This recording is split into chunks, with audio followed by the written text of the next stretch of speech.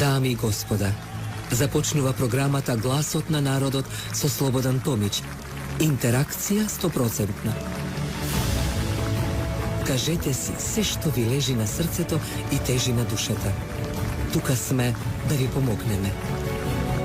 Ексклузивни теми, соговорници кои нема да одбегнат со одговори на вашите прашања, коментари или критики. Постоиме за вас. Гласот на народот е клучот на демократијата.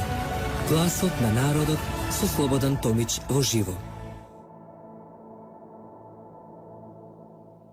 Добро вечер и добро дојдете, почитувани во Гласот на народот. Со оглед дека, како што спомна и Валентина Божиновска во самата најава, Гласот на народот е клучот на демократијата, која ви предлага секојаш ексклузивни соговорници теми. Да, реков ексклузивно, а тоа е што денеска го поканив господот Максим Димитриевски, председател на новата политичка партија за наша Македонија или ЗНАМ. Да не дожам многу, бидејќи во интерес на времето, сака повеќе прашања да му поставам. Ќе му посакам добро вечер и добро дојде.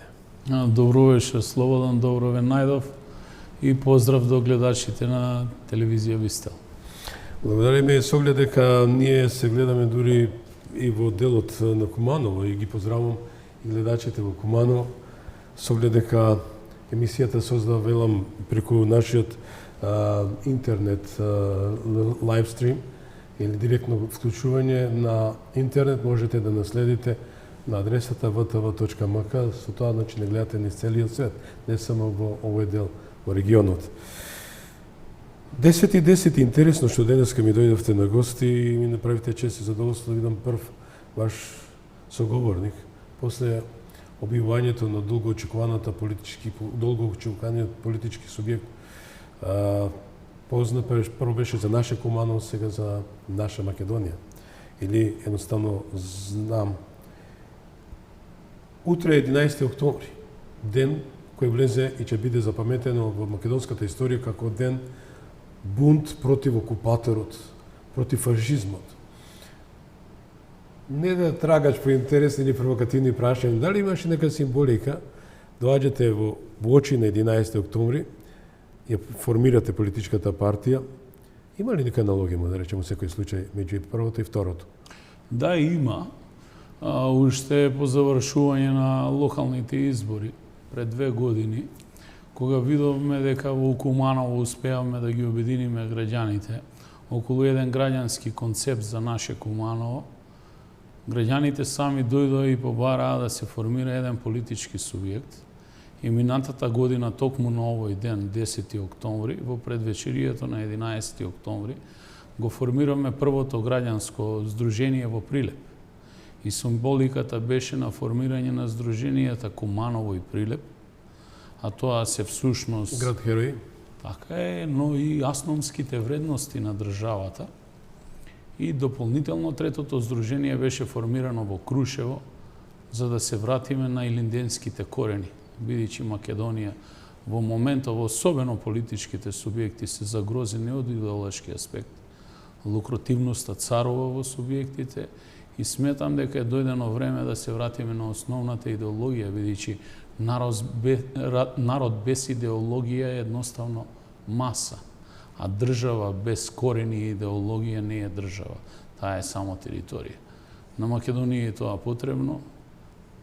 Во историјата рекле дека името ни е големо, Блаже Коневски го потврдил тоа, ќе гледаат да ни го земат. И ние поминуваме низ такви процеси. Не само за името, туку денеска ние разговараме во 21. век и за идентитетот, и за јазикот, и за културата, и за македонизмот, и за нашата самобитност, и ќе мора многу поорганизирано да се спротивставиме на сите тие идеи кои што доаѓаат од надвор, а од друга страна, дефинитивно Слободан ни е потребно едно сеопшто обединување, првенствено на македонскиот народ, на сите етнички заедници во државата и дополнително разбирање и дискусија како ние ќе го практикуваме мултиетницизмот во општеството. Има ли шанса тоа или утопија ќе биде само? Има шанса, да. Она што вчера се случи во хотел Holiday Inn, на мене ми остава простор и надеж дека имаме луѓе кои што се и такако свесни, си ја сакаат државата ја разбираат идеологијата, а денешните јавувања од голем број на наши граѓани од цела држава со прашања каде, како, на кој начин да се даде подршка, само ми го потврдува сето тоа дека сме на вистинскиот пат да создадеме еден нов политички субјект на македонската политичка сцена, кој што на вистина ќе успее во сите овие заложби кои што претходно ги наведов. Го спомнате тоа дека не сме територија и се согласувам, меѓутоа по дефолт доаѓам до една ситуација во која Карл Билт, на еден наш поранешен министер за одбрана, а истиот тој го потврдил во мојата емисија, Трајан Гоцевски, нема што да решаваме ребуси, бидејќи Трајан Гоцевски беше дел на една комисија во Европската Унија и вели, ќе парафразирам, што е тоа каева, што се случува, мора да ве раздвоиме. Вие не сте држава, вие сте територија. Беше разочаран министерот Гоцевски и тоа го изјави кај мене во емисијата. Дали заслужуваме во очите на Запад да бидеме дефинирани како територија или некој допринесе и потпиша некој посуч или документ дека ние не сме држава, ние сме територија.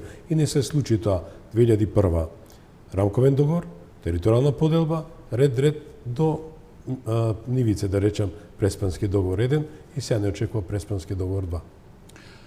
Видете, најпрво мислам дека оваа држава која што денеска ја имаме, ја создадоа нашите предци. И во создавањето на самата држава пролеја крв. Секоја држава за која што е пролејано крв е држава, а не територија, не е добиена на тацна. Ако се случи една неправда, историски и хронолошки, во Балканските војни, каде што сојузничките војски на овие простори се представија како ослободители, а подоцна останаа како окупатори и всушност вршеа една голема асимилација на овие простори. Подоцна во Втората светска војна се исправија нештата, благодарејќи на големи великани кои што земаа учество во НОП, тргнувајќи од локално ниво како што еден Христијан Тодоровски Карпош, па стигајќи до генералштабот на тогашната армија предводена од Михаил Апостолски, сметам дека беа удрени основните темели на Втората Македонија, првата Илинденска, а втората Асномска, и тогаш сушност и Комунистичката партија на Србија свати дека е направена огромна грешка, се искористи таа територија и ние направиме држава на тие простори. Таа држава подоцна ја добиваме со референдумот за осамостојување. И во континуитет ние прашањето си го поставуваме каде е причината надвор, а не си го поставуваме прашањето дали всушност постојат причини за ова што денеска ни се случува однатре. И јас можам со сигурност да потврдам во моето, да кажам, скромно политичко искуство, бидејќи јас се активирав како млад човек, член на политичка партија на своји 18 години по завршување на војниот рок во АРМ и ги следев тие процеси, иако не бев директен учесник, дека имавме несозрејана политичка елита која што во континуитет, без разлика кој да владеел, ги поставуваше нештата дека сите работи зависат од надвор, а всушност сите работи зависеа од внатре. Ни беше потребен национален консензус за сите прашања, кои што за жал ние како народ, македонски народ, не успеавме да го изградиме. И затоа сметам дека денеска е многу добро да учиме од нашите сограѓани албанци како истиот се создава, бидејќи тие го изградиле поред повеќе од еден век. Ако одиме наназад низ историјата на организацијата, револуционерната организација на македонците, без разлика како таа се вика во одредени периоди, со исклучок на еден период на ванчовизмот, вие ќе заклучите дека во македонската револуционерна борба во континуитет ви се јавуваат длабоки поделби кои што завршиле фатално за одредени поединци. Денеска е 21 век, прашањата не се решаваат така, но суштински, наместо да ги бараме проблемите и одговорите дека се надвор од вон државата, треба да ги бараме проблемите внатре, да создадеме една нова генерација на политичари во државата, која што ќе ги придвижи свесно во вистинска насока сите процеси низ кои што треба да поминеме во следниот период. Бидејќи стратешката определба на државата е НАТО и Европска Унија, современиот свет се цели таму. Многумина разговараат дали постојат алтернативи, секогаш постојат, но видите, тргнете од еден општ пример, сите бегалци кои што доаѓаат од сите простори, тежнеат да завршат во Европската Унија. Зошто? Затоа што таму се живее многу поквалитетно, затоа што таму има ред, пореток, дисциплина и на секого му се обезбедени и гарантирани граѓанските права. Значи, проблемот е кај нас, ќе мора да се направи консолидација и заедно да се тргнеме напред. Како? Сметам вистински момент за еден нов политички субјект кој што ќе ги дефинира работите во која насока ќе одат, бидејќи ние во континуитет зборуваме и самите граѓани дека зборуваме во црно-бел свет и живееме во црно-бел свет. Но всушност ние живееме во црно-сив свет и време е да дојде нешто ново за да се промени бојата. Господин Димитриевски, сакам да ве прашам во контекст на сето тоа, секоја час за вашата програма нема да ве прашам во рамките на емисијата, ќе имаме повторно можност да се сретнеме. Сакам да ве прашам за актуелните избедувања. Предизвик станавте член на Сојузот на комунистите на 18 години. Да, на СДСМ. На СДСМ, пардон. Кој е наследник на една референтна политичка партија, државотворна, која дефинирала фундаментите на државата Македонија. Утре е историски ден. Значи, колку СДСМ, како ваша поранешна партија, ги почитува вредностите и светињите на Автономска Македонија, имајќи фактот дека ден денеска таа се страми. За жал нештата се менуваат во државата и политичките партии денеска се заложници на лидершипот кој што владее со нив. Видите, имате тесно партиски интереси во партијата, но имате и лични интереси на поединци, кои што од позиција на власт се здружуваат и всушност ги приватизираат политичките субјекти. Вие не можете да обвините цел политички субјект за лоши, дефинирани и реализирани политики од страна на поединци кои што во заложништво ги држат тие политички субјекти. Зошто велам во континуитет? Најголемата штета на Македонија е што своевремено не го конзервирала името ВМРО да не се употребува во политички цели на поединци. Имало македонска десница, МАК и други политички субјекти и тоа всушност требало да биде вистинскиот избор. А народно-ослободителната борба, ВМРО, требало да се направи музеј уште самиот старт и да одиме сите таму да се поклонуваме и да учиме од таа свежа историја. За жал денеска луѓето кои што се во политиката се водат од лукративни цели. Која е целта? Да се задржи позицијата која што се има и нормално да се стекне што поголемо богатство за нив и за ним блиските, преку кои ќе создаваат принцип на создавање на приватна држава, од кој што принцип постои и Македонија да влезе во една замка и буквално да биде приватизирана од поединци. Ние бевме сведоци до 2017 интензивно по фијаското во Букуреш како тргна приватизацијата на одредени приватни субјекти. Значи политичарите станаа партнери во најголемите приватни компании. По кој основ? По основ на власта која што ја поседуваат наместо да бидат сервис кон граѓанинот, тие всушност се трансформира во партнери на стопанствениците. Од друга страна, оваа власт, по доаѓање на грст на овие луѓе на власт, не променија ништо суштински, ја убија надежта кај државите, кај граѓаните и денеска сме тука кај што сме. Граѓаните ни се разочарани, фрустрирани и ние не можеме да седиме со скрсните ни раце. Мора да се активираме, да ги разбудиме тие граѓани и да тргнеме напред, бидејќи Македонија мора да има секогаш нови алтернативи. Но како и да се вратам на суштинското прашање.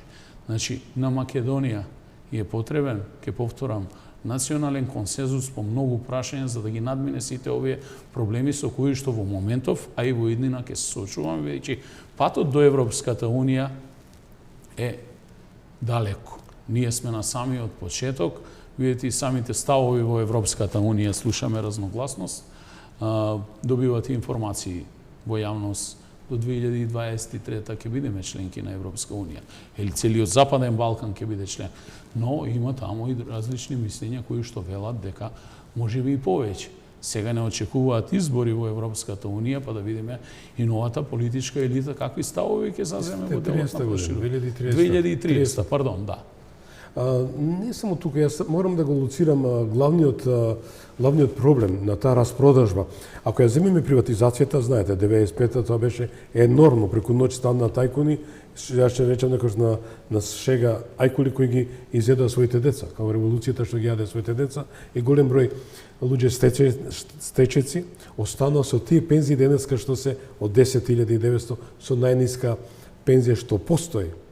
Правам таа дигресија. Од трета, најважна страна е 2018-та, најголемата распродажба на Македонија со Преспанскиот договор, ќе се согласите со мене, каде што Зоран Заев, не знам како тоа го избоксува, како тоа го направи, мислам, меѓутоа на еден многу луциден начин и перфиден начин лажејќи ја целата држава дека час утре ќе станеме членка на Европската унија. Но од таа дистанца до денеска немаме ништо.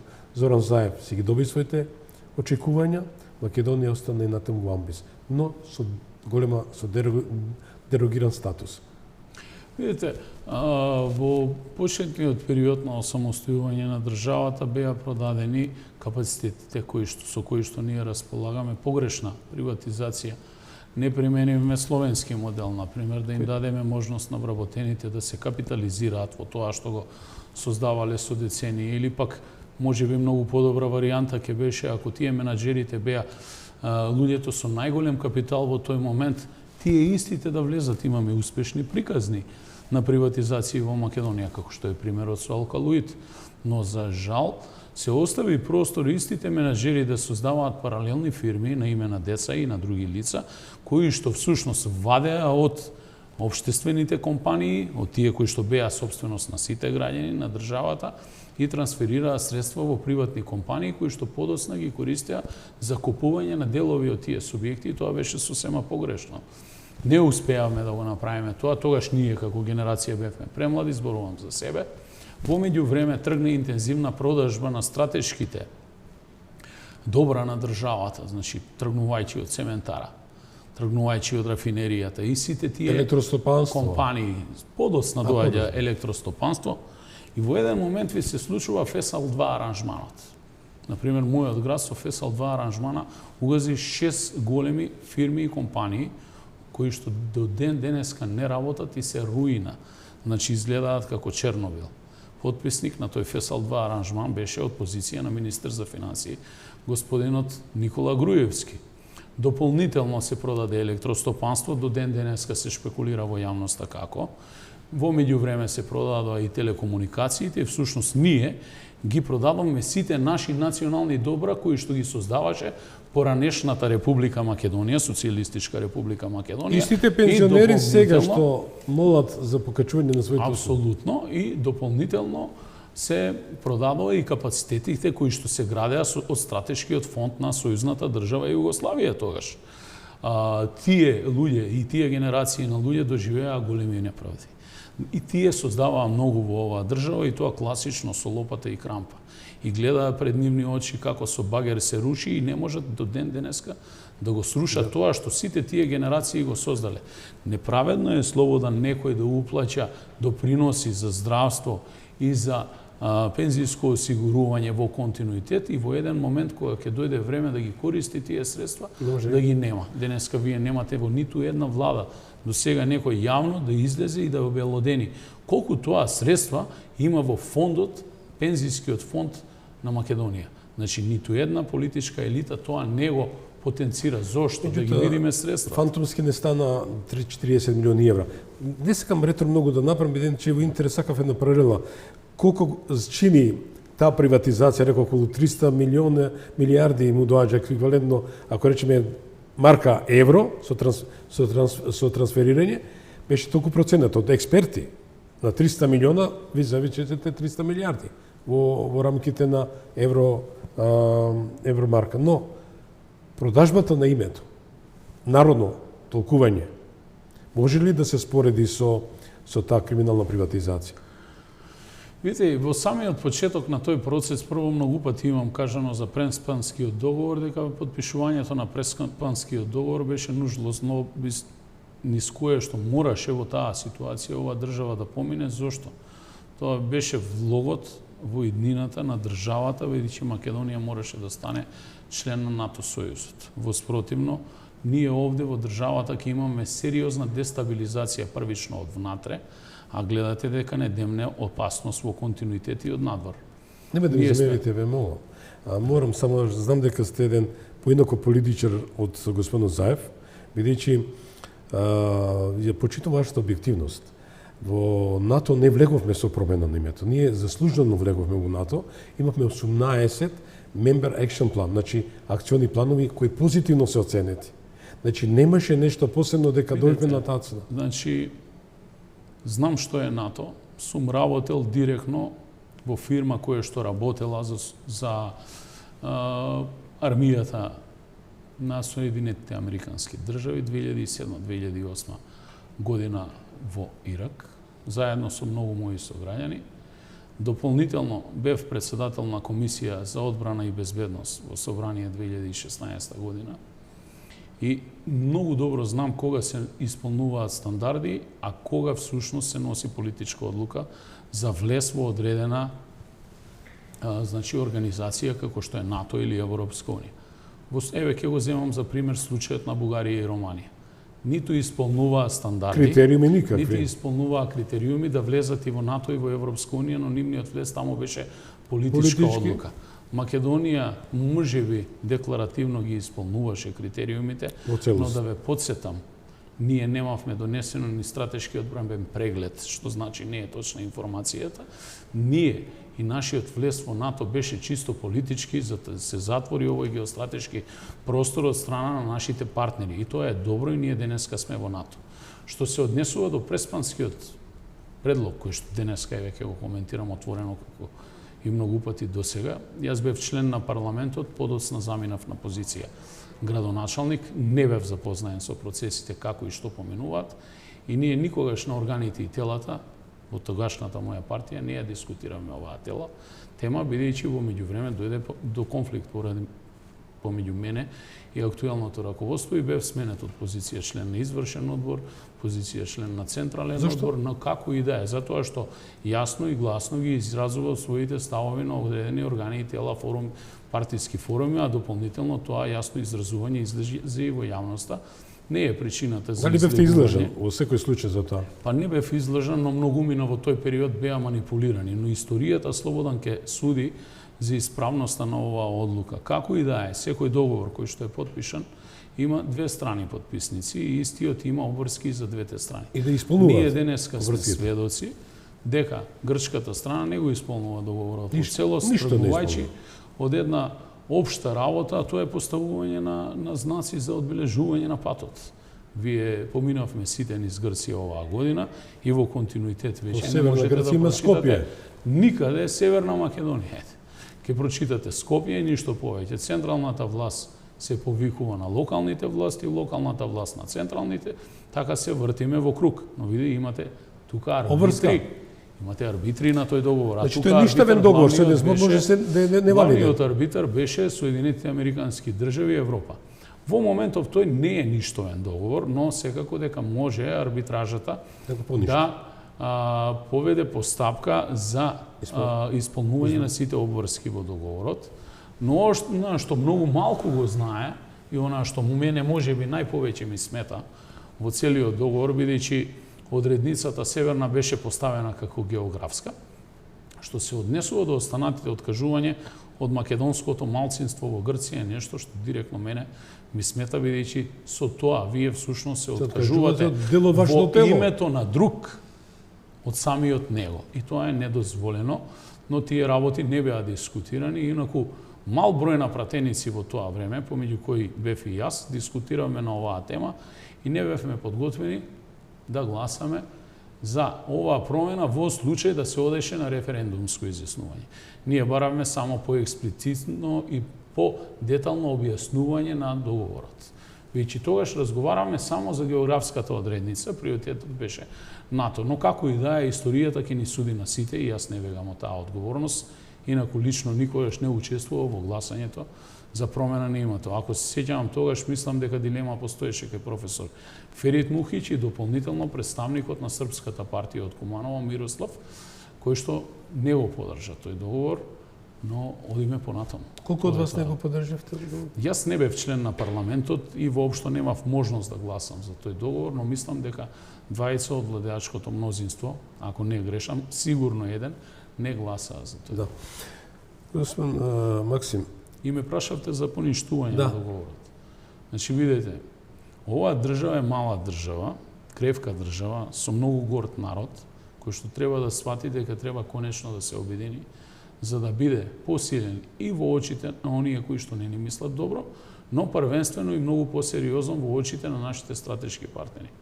Оваа држава има подпишано стратешко партнерство со Соединетите Американски држави, Што е започет? кои што мислам дека договор не го искористуваме доволно во моментов, особено во делот на делување на дипломатија. Колку сервилност на клиентелизмот нас не снижува и навистина не девалвира во целост, бидејќи Македонија има прекрасни експерти, прекрасни познавачи на политиката, на дипломатијата, но во светлото на вистината за Македонија, погрешни луѓе ја представуваат во сосема негативно. Видете, сите овие договори првенствено се резултат на нашето дипломатско фиаско. Зошто? Ние од една професионална дипломатија, која што ја наследивме од СФРЕ и дополнително Ја суспендиравме. кадри, ги суспендиравме сите квалитетни луѓе во системот, а на нивно место доведовме квази дипломати, приучени и доучени, кои што ни Д од дипломатија не знаат, дури најголем дел од нив не познаваат добро ни странски јазици, час и чест на младите генерации кои што влегува професионално таму, но вистинските професионалци таму ви се ставени во ќош. И јас тоа во едно моје интервју го потенцирав дека ова беше фијаско на нашата дипломатија, че ако вие прочитате во весник дека некој кој што бил угостител во минатото денеска ви е дипломат, како тој ќе ве представува. А особено во делот на преговарачките процеси, кога што се користат посебни вештини, знаете, има една специјална школа за обука на преговарачи во Англија. Англичаните се највешти преговарачи во светот, а ние имаме многу малку луѓе такви. Така да мислам дека сите оние кои што биле директни учесници на тие преговори и разговори, еден ден ќе пишуваат во мемуарите што всушност суштински се случува. Македонија изгуби дипломатската битка во делот на овој договор, како што подоцна ја изгуби и дипломатската битка во делот на подпишување на договорот со Бугарија, кој што беше скриен целосно од очите на јавноста. Или тоа предавство со еден збор? Нема што да го квалификуваме со други значења, туку чисто предавство. Може да се случи еден ден многумина да одговараат и за национално предавство и буквално за кршење на уставот, бидејќи некои акти кои што беа превземени со подпишување на одредени договори и документи, особено во случајот со Бугарија, се мислам спротивни на уставот, но тоа во оној момент кога ќе дојде соодветна одговорна власт која ќе може да постави систем на правда и правила, кој што ќе има одлука врз база на вистински професионалци, а не професионалци кои што се делегирани од страна на политички субјекти и на кои што се врши политичко влијание во многу поситни предмети и процеси, камоли за вакви уставотворни. Ако вие имате денеска состојба, кај што јас имам еден пример во општина Куманово, Уставниот суд по однос на ист предмет носи две различни одлуки и кога се повикувате на судската пракса да добиете образложение од првиот човек во Уставниот суд дека нему уставната пракса не му значи ништо, дека тие пред него лошо работеле, а јас како правник сум учел кај професор Бојалџиев дека судската пракса е еден од основните извори на правото, дури во одредени моменти кога нешто не е јасно во законот се применува и директно, тогаш сметам дека ние сме во апсолутна заблуда и треба да направиме една сериозна трансформација на правосудниот систем. Не како што велат реформа, не како што велат ветинг, бидејќи ветинг е на некој начин и аболиција кон тој кој што сторил одредена прекршок во своето работење, туку првенствено да се направи една ревизија на сите предмети, сите кадри во правосудниот систем и да создадеме правосуден систем заедно со обвинителство и пред се непартиски полицијата, која што всушност е инструмент на власта, согласно Уставот, тие го имаат единствени монополо за физичко насилство во мирнодопски услови во државата, пропишани со правила, процедури и закон, и на тој начин да се создаде еден професионален систем. Ако прашате како, има можност, таму има многу професионалци, оние кои што ви седат во ќош, ќе ги зедете и ќе им дадете Функција. закон, ќе ги обучите и ќе им дадете можност да менаџираат со системот. И тогаш законот ќе важи и за Максим, ќе важи и за Слободан, и за сите останати, и за син му на градоначалникот, и за син му на председателот на државата, но и за синот на оној обичен земјоделец кој што... Знаете што, по трет пат велам, го почитам вашата објективност, но ќе бидам некоректен према мојот соговорник кој бил и е се уште Министерството, но сега пензионер, речам, генерацијски сме исти, но учествуваше во делот на подготовката на Македонија во НАТО, господин Зоран Дабич, кој туква во оваа студија лично потврдил дека Македонија би ги исполнила сите 18 Member Action Plan. Значи, дословце. Но, дозволите, мораше тоа да го кажам, но одиме со прашањата што сакав да ги поставам. Сведоци сме на една немила ситуација на 27 април 2017, дали така беше, кој не сакам никој да се повтори, дај Боже. Бевте вид каде еден бодигард, го спасувавте Зоран Заев од таа голема маса народ, кои е изритирани од случувањата што се случуваше на еден кобојски начин, бирање на председател на собрание, кој не постои во ни во меѓународното право, ни во политички систем, на таков начин да се избира председател на собрание, па се сеќавате која иконографија ни смести во собрание, знаете со албанско-македонско знаме, што никаде во светот, ниту Македонија има да се памети. Дали се кајате од таа дистанца што во една прилика читав или спомнавте дека ме излажа? Бев излажан од Зоран Заев? Не значи вака ќе ви кажам. Ова прашање бара подолга елаборација. Затоа што јас бев директен учесник во сето тоа што се случуваше. Можеби не бев креаторот на нештото и тој кој што ги замислил процесите, но сепак во тој момент имаше јасно и недвосмислено мислење и став во мнозинството во парламентот да се создаде ново парламентарно мнозинство. Парламентот беше злоупотребен од тогашниот председател на собранието, господин Славевски, кој што всушност не дозволуваше Трајко Велјановски, се извинувам, кој што не дозволуваше да се спроведат постапките и процедурите со злоупотреба на процедуралните дискусии и сите настани. Тоа беше одолговрегување на актуелната власт за спречување на новото мнозинство да формира ново парламентарно мнозинство. Во тој момент, во гласање во салата, јас бев убеден дека ние навистина се бориме за правда и мир за сите. Се бориме за едно општество за сите, кое што за жал поединци кои што ја добија и се стекнаа со мојата доверба во тој момент и злоупотребија таа доверба и истото општество го трансформираа за поединци помеѓу нив, не за сите останати. Немам ништо против ниту еден албанец, ниту било кој припадник на друга етничка заедница утре да менаџира и со собранието, и со владата, и со било која институција во државата. Така е. Но мора на маса да го има македонското знаме, да ја пее македонската химна и да ги почитува сите одбележја и сите закони и уставот на држава. А не да пее химна на страна држава. Јас не очекувам дека по изборот на господинот Џафериев, ексклузивно ќе го кажам овде кај вас, на првата посета негова во Црна Гора, на официјалниот состанок со еден од црногорските министри ќе тргне да зборува на албански јазик, при што од моја страна беше реагирано и го спречи во тоа. Не му беше пријатно, но сепак ја прифати мојата сугестија и продолжи да разговара на македонски, при тоа ми се извини. Што значи... А во Советот од Европа никој не го спречи. Да, но тоа беше тој момент за мене. Но како и да е, од оваа ситуација денеска која што ја гледам, јас воопшто не се борев од тој систем, тие луѓе да дојдат на одредени позиции, за да денеска гледам како истиот си ги вработува членовите на семејството во судството, во обвинителството или сите овие поединци да се отвараат фирми на деца од 18 години за да располагаат со милионски средства и се тоа што во континуитет во минатото не се случува. Мојот пристап беше искрен и во целост. И ако многумина ме прашува дали исто би постапил, доколку се вратиш назад, да, со тие убедувања, апсолутно исто. Зошто ја зема функцијата на бодигард? Не бев бодигард, ние бевме нападнати од поголема група на граѓани, таму имаше двајца бодигарди кои што го штитеа во тој момент министерот за внатрешни работи, актуелен од прежинската влада, господин Спасовски, но се чувствував загрозен, ми беше загрозен животот и морав да се бранам како и многу други луѓе Рефлексија, тоа е таму. нормално, меѓутоа Но видете, има една друга работа. Сите тие луѓе кои што влегоа внатре, како толпа, всушност им се дозволи да влезат, што значи дека имаше едно посериозно сценарио, кој што беше добро организирано, бидејќи не така лесно се влегува во собрание, во влада и така натаму. Тука се државните служби кои што треба да ја заштитат таа институција. Прашањето е зошто полицијата не реагираше? Зошто и кој ја отвори вратата? За да потоа Исто неколку биде месеци да гласа. подоцна ги видам луѓето кои што тоа го правеа и ги отворија вратата. Всушност тука беше и суштината. Ги видов како беа амнестирани и како гласаа за одредени промени.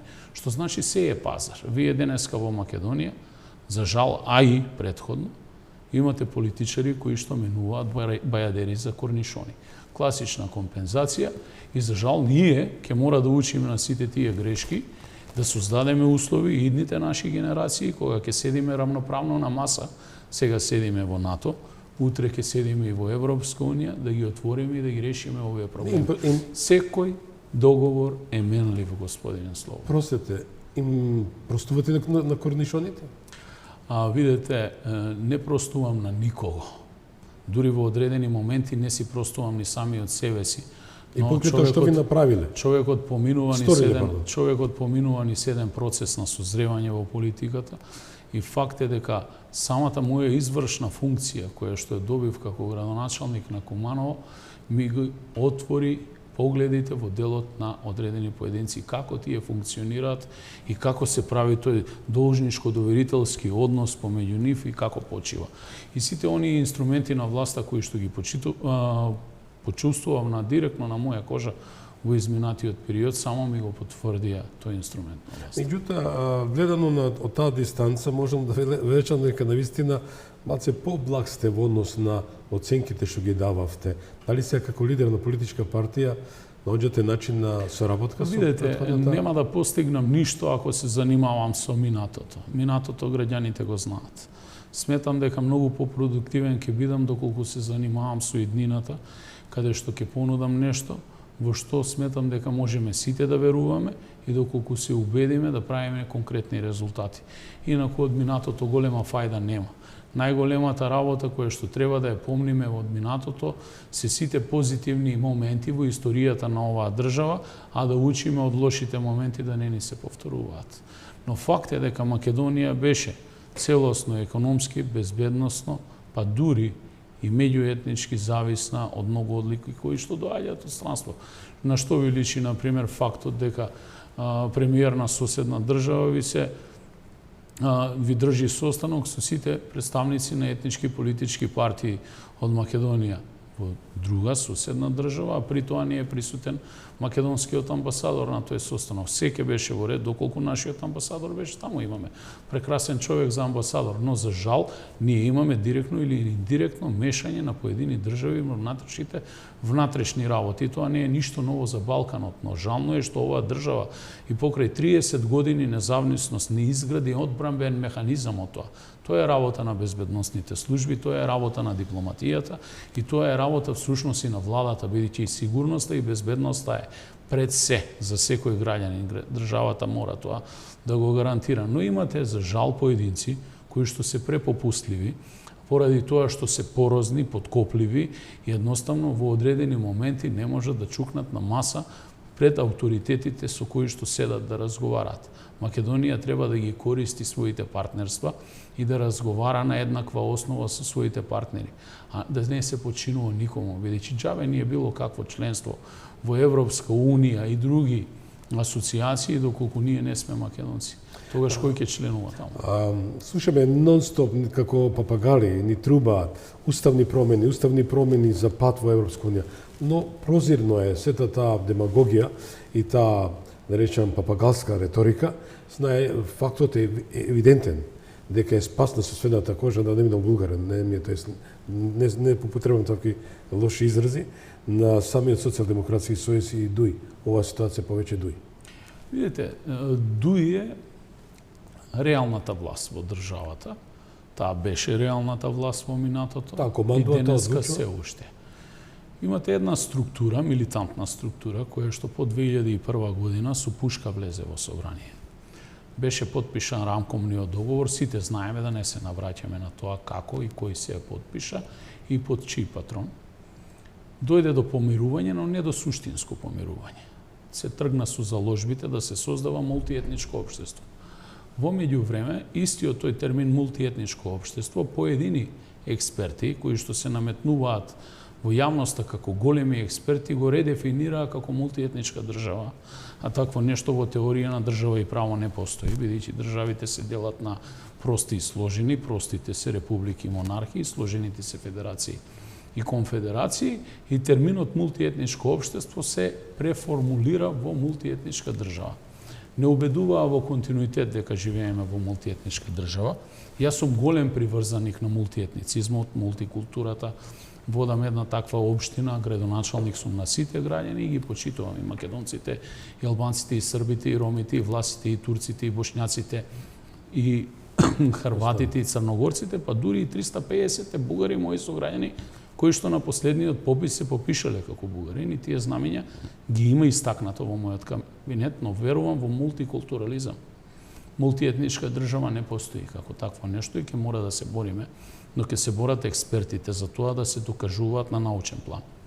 Да се вратам на суштината, значи се дозволи во еден момент да се избега од суштинските теми и на таа милитантна група покрај влезот во законодавната власт да ја узурпира многу вешто и извршната власт. Кој го дозволи тоа? И го дозволија македонскиот блок политички партии, без разлика кој и да владееше. Веднаш потоа, Меѓутоа сега со нивната инсталација во извршната власт и сите оние рамковни вработувања се инсталираа и во државната администрација, бидејќи кај нив принципот за лојалност е голем и преку инсталацијата во државната администрација всушност се обезбедуваат дополнителни гласови за таа политичка партија. Денеска сме сведоци како дуе власта. За жал, актуелната политичка гарнитура на мојата поранешна партија е привезок во власта, а тие всушност ја запоседнуваат судската и обвинителската власт, независната власт. Зошто? Па некој мора утре да суди и да дава амнестија. И јас сум сигурен дека еден ден, кога ќе дојде реалната власт предводена од движењето Знам за наша Македонија, ќе одговараат сите до еден. И нема да има прочка кон никој. Зошто? Бидејќи ќе се спроведуваат законите. Секој ден можеме да слушнеме дека граѓаните велат треба да се донесе закон за тоа, тоа и тоа. Закони има. Не постапуваме по нив и не ги спроведуваме во целост. И првата работа што ќе ја направиме е сушност поништување на фамозниот закон донесен пред известно време со европско знаменце, каде што се намалија казните за функционерите. Значи, тие веќе подготвуваат терен да си заминат. Да си ги спасва со своите Така кочи. е. Морам ова прашање, че тоа е народот прашува. Дали Максим Димитриевски ќе биде вториот понтонски мост, кој ќе ги спаси ранетите од СДСМ во својата партија. Тоа беше прво НСДП на Тито Петковски, вториот понтонски мост ќе биде Знам на Максим Димитриевски. Јас сум човек кој што има многу отворени ставови, многу отворено говорим, некогаш и на своја штета. И секогаш стојам зад зборот кој што ќе го кажам и во јавноста и приватно. Тие кои што лично ме познаат, знаат со каков човек имаат работа. Јас сум со неистомислениците во мојата политичка партија и со лидершипот, не исклучувајќи ни еден час и час на поединци, бидејќи СДСМ во членството... Не го спомнавте, Па сите ги спомнувам на куп, значи не правам буквално разлика ниту од сегашното, ниту од претходното раководство. Значи, јас не зборувам за обичните членови, таму има прекрасни луѓе со кои што сум поминал денови и денови, исто така и членови на ВМРО, и членови на ДУИ, и на сите политички партии. Но партиите се узурпирани од поединци и тие ги носат, политбирото ги носи главните одлуки. Јас со тоа раководство расчистив кога беа апсолутна власт и на локално и на централно ниво. Претпоставувам дека не ме доживувате како политички камиказа, кој што би се впуштил во такво нешто, доколку зад мене не стоеше идеја, размислување и критична група кој што ми го возможи тоа, бидејќи јас како поединец не можам сам ништо. Значи, создадовме тим на луѓе кои што размислуваат така. Ние никогаш нема да бидеме понтонски мост кон никој, освен кон граѓаните, за да ги споиме и обединиме и конечно македонскиот блок еднаш за секогаш да потпише еден документ кој што ќе дефинира национална стратегија на македонскиот народ во Македонија. Ништо повеќе. Што се однесува до соработка во политиката, денеска кажав и повторно ќе повторам и кај вас овде, значи не постои простор за соработка. Јас расчистив со таа политичка гарнитура. Но во иднина какви ќе бидат токовите на политичката сцена во Македонија ќе зависат директно од граѓаните, не само од мене. Моето е заедно со мојот тим да понудиме, а граѓаните секако го имаат последниот збор и ќе изберат. След тоа нема простор за корекција.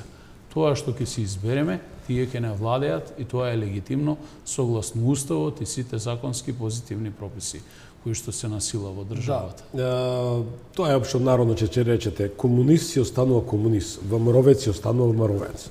Тоа е идеологијата. Идеологија, која секој има дискреционо право, како се чувствува. Не ви е се едно ако ви се Нема спомни. голема разлика помеѓу социјалистите и ВМРО-вците. Меѓутоа, социјалдемократите најмалку не водеа сметка за социјалната ситуација на македонскиот граѓани, особено пензионерите. Да, ќе загазам нека 3-4 минути од тие ексклузивно интервју во секој случај. Нешто ми кажете за социјалната ситуација на пензионерите. Како политичка партија, дали таа армија од 350.000 луѓе кои изгради Македонија, инвестира во Македонија и заслужили внимание да бидат ставени на питачки стап? Видете, на политичката сцена денеска во Македонија немате принципи, немате идеологија, бидејќи десните се однесуваат со одредени политики како левичари, а левичарите со одредени политики како десничари. Така да сметам дека е време за еден центар во државата за да се спојат тие две работи и да се разграничат, но по однос на социјалните политики, за жал, оваа актуелна власт, а ништо подобро и претходната, Меѓутоа, поинакви беа ситуацијата од претходната? Значи, Министерство за труд и социјална политика. Дали се разбира она од политика на социјала? Значи, не само оваа министерка. Сите го третираат тоа министерство како само Министерство за труд. Што тоа значи? Добивате социјални трансфери од буџетот, ги распоределувате кај граѓаните и тоа е тоа и со тоа држите наводно некоја социјална правда, тоа не е социјална правда, туку држите социјален мир. Но за жал многу работите на полето на трудот и трудовите права и не го вреднувате работникот. Денеска овие генерации на луѓе кои што се пензионери се целосно обесправени. Зошто? Претходно реков, плаќале најмногу, денеска добиваат најмалку. Лицемерно е да донесете социјални случаи се заради. Лицемерно е да Уставниот суд донесе одлука за покачување на платите на сите функционери, при тоа владата да најави дека ќе се менува истата таа одлука, да чекате 2 месеца да не се исплатите плата по одлуката и на крајот сите да молчат и да има општ консензус. Значи, видите, ние живееме во општество во кое што денеска поранешниот премиер на владата од сегашната опозиција ви преговара со актуелната власт и влада. Или пак имате поранешен премиер од оваа власт ви разговара со актуелниот лидер на опозицијата. Тоа е недозволево. Тоа се е кршење на основните принципи во делот на политичкото представување и делување. Ние сме лицемерни и тоа ќе мора да се коригира. Колку Кој сте ќе го сигурни во коригира? тоа, бе, молам? Отимаше на таква информација, Артон Груби ве нападна и рече, вие станавте градоначалник со гласовите на ВМРО. Видите, јас тоа го поставив прашање јавно до господинот Артан Груби и само прашав дали ја посетил Унгарија. На тоа добив одговор дека истиот никогаш не бил во Будимпешта и никогаш не се сретнал со господинот Груевски.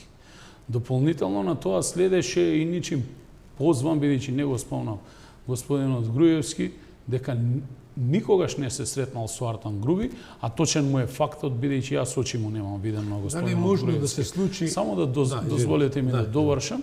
И што се однесува до вистината, тоа ќе излезе еден ден на видело, нешто потврди и опозицијата дека е точно, но како и да е, тие треба да си ги проверат изворите, од каде им протекуваат информациите на таквите средби, а за нешто слично говореше и председателот на државата Пендаровски. Така да, оставам на времето и мислам дека ќе се открие. Бидејќи вие со народот можете само времено да манипулирате, но вистината не можете да ја скриете, бидејќи ние сме мала држава, секој со секого се знае и се знае. Господин Максимовски, Димитриевски, пардон. Зборот ми е дека се спекулира дека актуелниот премиер се шпекулира, велам, може да изигра таа работа, да го изврши, исполни ветувањето на претходниот премиер Зоран Заев за премиер на држава да биде албанец, а тоа да биде како една експертска влада со албански премиер. Видите, јас на самиот почеток, еве, ако на пример го става за кандидат господинот професорот Хајредини, тој е општо прифатлив човек кој што верува во оваа држава, во низините капацитети. Артан Груби е колец? Апсолутно, значи Артан Груби е човекот кој што треба час поскоро да си замине заедно во пакет со нив од оваа влада, бидејќи самата политичка партија дуи ќе мора да ја промени својата политичка гарнитура и да се реформира во целост внатре. Има квалитетни луѓе кои што не добиваат шанса. Јас не велам да ги нема на политичката сцена, за тоа одлучуваат. Значи, граѓаните не одлучувам јас, но како и да е, тоа беше составен дел на договорот за подпишување на оваа коалиција и нема да бидем изненаден ништо од оваа власт. Сметам дека истите се подготвени да останат час поскоро на власта, да ги преземат сите постапки и чекори. Тие делуваат како раштиман оркестар. Првенствено, ако во минатото беше еден Максим Димитриевски или Петар Атанасов, професорот, еден од главните проблеми внатре, еве денеска ние не сме тамо повеќе ни јас ни тој.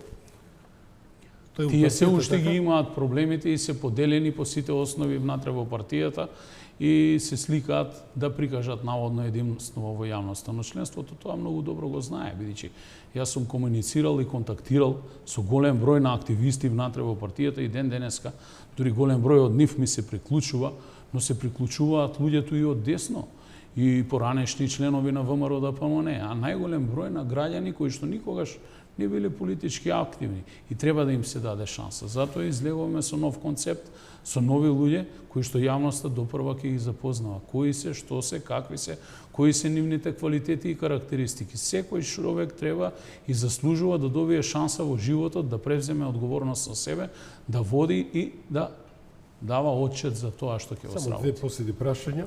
Навлего повеќе терминот.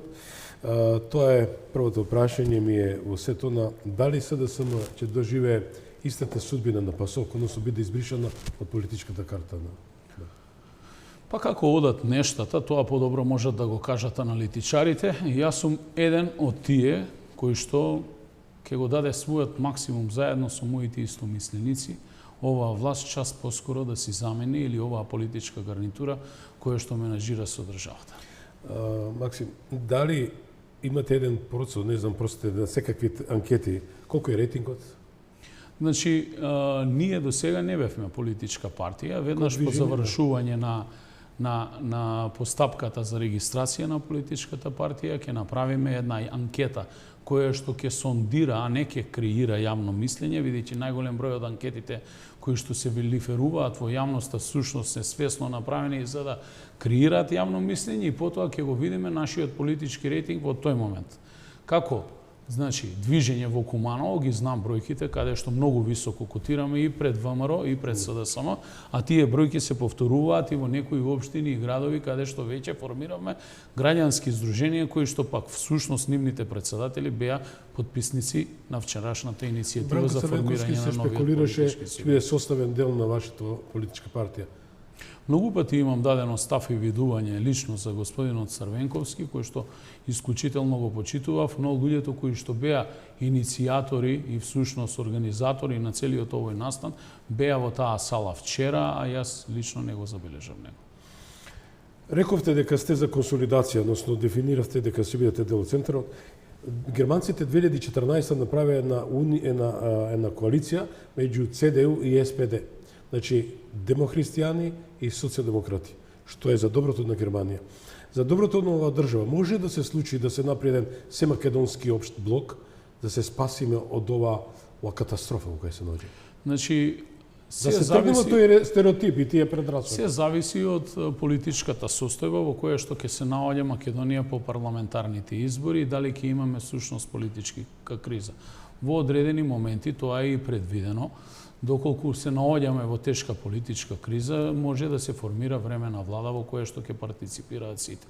Но верувам дека доколку дојде до таков момент, а политичката сила на нашето движење биде голема и значителна, ние нема да партиципираме во субјект кој што ќе работи на база на должничко-доверителски односи да си ги перат собствените грешки од минатото. Бидејќи ние поминавме низ еден процес на самостојна држава од 30 години, кај што типично го видевме примерот на граѓаните кои што го кажуваат во јавноста, а тоа е дека врана на врана очи не води. Никаде не видовме некој конкретно да одговара. Едниот ни испраќа пораки од Будимпешта, другиот бара начин како да се самоамнестира. Сите оние претходно кои што беа или се зачурени или се повлечени, а за жал некои од нив веќе и заминаа од политичката сцена, но како и да е, времето ќе покаже каква влада ќе формираме во иднина. Доколку нашето движење, знам, добија апсолутна поддршка од граѓаните, ние ќе формираме мнозинство во парламентот со оној политички субјект кој што ги прифати нашите програмски определби, но при тоа во ниту еден момент со луѓе кои што и нанеле зло на Македонија, вклучувајќи и актуелната власт. Сте гостин. Ми беше чест и на мене. Задоволство беше што ве имав како прв како ексклузивен соговорник после формирањето на политичката партија, што изненадување во секој случај. Ќе ми дозволите само мален коментар, како што гледам, не што реков таа врани од далекото не ве споредам со тоа, но сепак бевте благ во однос на оценките со актуелниот или премиер, немавте такви критички осврт. Па мислам дека и нему самиот му е јасно дека он е веќе минато во оваа држава од позицијата на која што е, бидејќи е дојден на таа позиција која што има без воопшто да учествува во изборен процес.